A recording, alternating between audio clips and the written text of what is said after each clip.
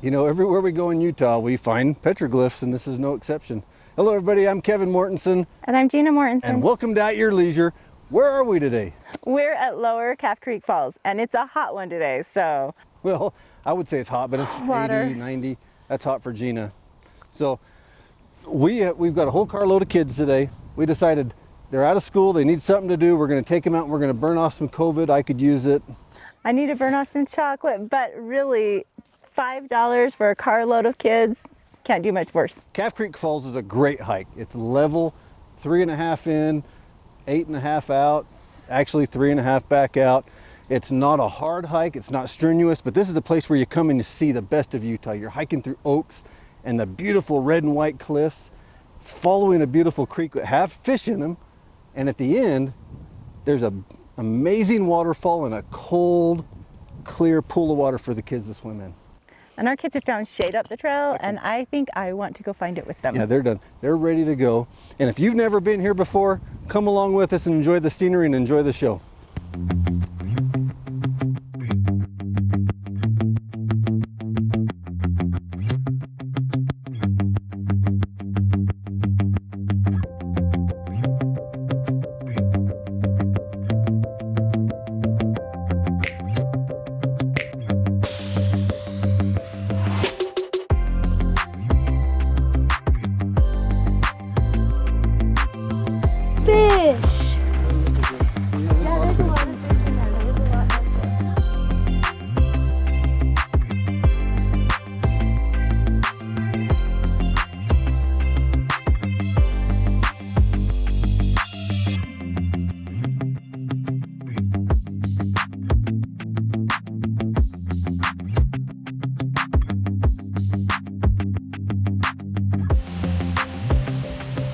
Yo, that's sick!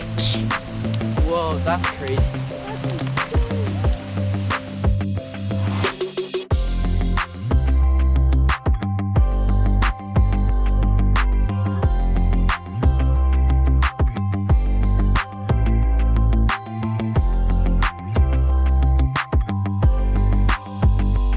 Well, we hope you're enjoying our trip through this beautiful canyon, and we made it to the falls. We did a long, hot hike with lots of water, and we end up in a nice, cool pool. You know, as you can tell, there's a few rough areas on the trail. If you're walking with a cane, you may not want to come, but for most people, this is a great hike, and it's worth it. You get to a beach at the very end of it. You're right in the middle of Utah. We're at the beach. You're always telling me you want to go to the beach. I like palm trees, but I'll take this one. You know what? There's more to see in this canyon, and while we switch gears, we're going to send you guys off to check out this week's Where To.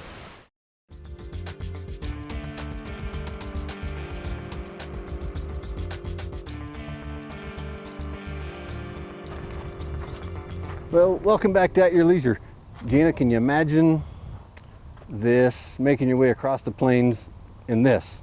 Okay, my feet are really tired from 6 miles, and this looks really good, but I'm grateful for the AC Now look, the in my original vehicle. 2 horsepower side-by-side, state-of-the-art suspension. Look at the wheels. I mean, You know, those got to be 40s. These things will go anywhere. So when you brag about hole in the rock, they had 40s. They could do it. And that's why they did. They were successful. You know, doing a product review on this thing back in the 1800s, they'd be selling hundreds of them. okay, hundreds. We made our way down Highway 12 from Calf Creek Falls. We're just coming into Escalante, and we saw the Hole in the Rock Heritage Center In Escalante. in Escalante with all this farm implements and a little bit of history about the Hole in the Rock Trail. It looks like a perfect place to bring the kids and relax. So why don't we go inside and find out what they've got? Let's go keep these teenagers entertained.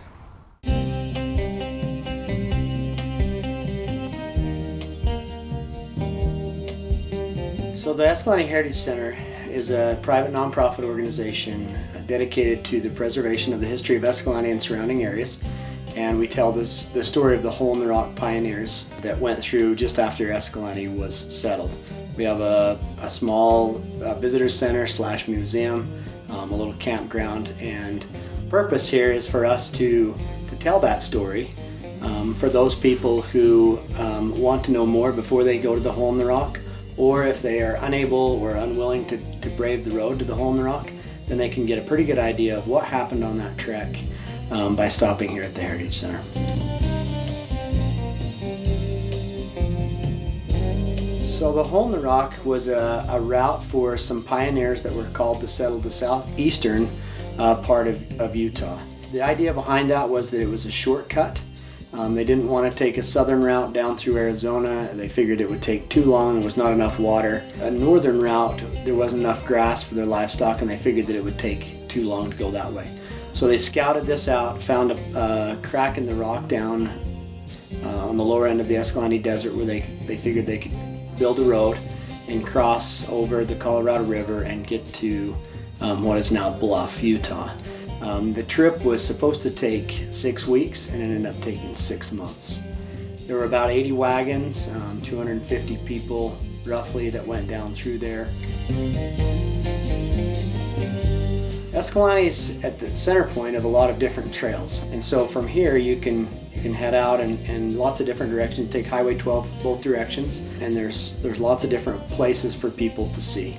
Escalante in the last 10 years has really their infrastructure has been built for people to camp, to stay. They can bring their RVs, they can stay in a motel. There's a place to pitch a tent and stay. Explore the canyons, you can explore the mountain area, or just take a scenic tour on Highway 12 and come back and go the other direction the next day. Okay, so after a 6-mile hike, which we drug these teenagers on, look, they survived. They're really standing here looking pretty, right? They look really good. They made it. We made our way down towards Escalante. We ran into this little museum heritage center, and as you can see, there was some really cool stuff here. So we've made our way around, and we coming outside, and look what they got here. You know what this is? This is an 1800s distributor of political promises. This is what politicians used in the 1800s. Hey, my brother's a politician. That's right, this is good stuff. So, listen, we're gonna keep checking out Escalante. I need some food. Okay, let's go find some food. And we're gonna send you guys off to this week's Along the Way, sponsored by Rocky Mountain ATV.